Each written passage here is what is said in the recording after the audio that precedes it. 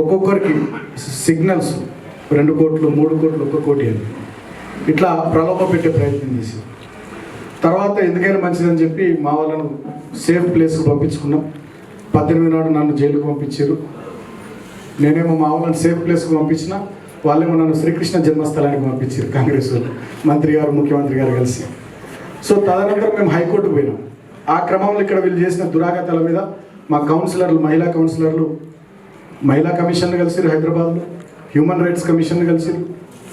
తర్వాత press conference పెట్టి హైదరాబాద్లో వాళ్ళు చేసిన దుర్మార్గాలన్నింటినీ వివరించారు.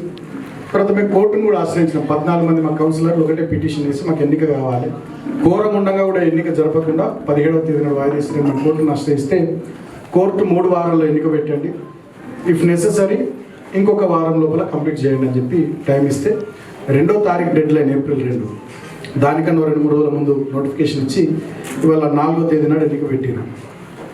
సో ఇవాళకి సరిగ్గా మా కౌన్సిలర్లు 51 రోజులు ఊరికి దూరంగా ఉగాది పండుగ, ఊరికి దూరంగా హోలీ పండుగ, ఊరికి దూరంగా శ్రీరామనవమి పండుగ.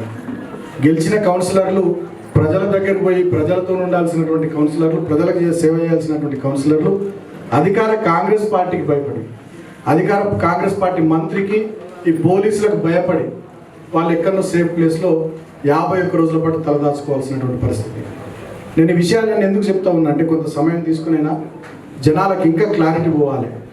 ఇంతకన్నా దుర్మార్గం ఇంకా ఏదైనా ఉందా, పట్టపగలే ప్రజాస్వామ్యం ఎట్లా హత్యకాంక్షపడుతుందో మళ్ళొకసారి ప్రజలకు నేను గుర్తు చేయదలుచుకున్నాను. ఎందుకంటే 22 వార్డులలో 14 మేము గెలిచినాక కేవలం 7 వార్డులు గెలిచిన కాంగ్రెస్ ఎట్లా చైర్మన్ అవుతుంది అంటే ఇక మీ చేతిలో మంత్రి పదవి ఉందని, మీ చేతిలో ముఖ్యమంత్రి పదవి ఉందని, మీ చేతిలో పోలీసు వాళ్ళు ఉన్నారు, అధికారం ఉందని చెప్పి ఎట్లా పడితే అట్లా చేస్తారా?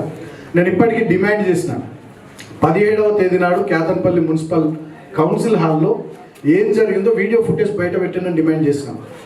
జిల్లా కలెక్టర్ వివేక్ ఇంట్లో గుమాస్తా, ఆ రోజు ఎంఆర్ఓ పనిచేసినాడు వివేక్ ఇంట్లో గుమాస్తా, ఈ మంచిర్యాల డీసీపీ వివేక్ ఇంట్లో గుమాస్తా, వీళ్ళంతా విశాఖ ఇండస్ట్రీస్, V6, వెలుగు ఎంప్లాయీస్ అయిపోయారు.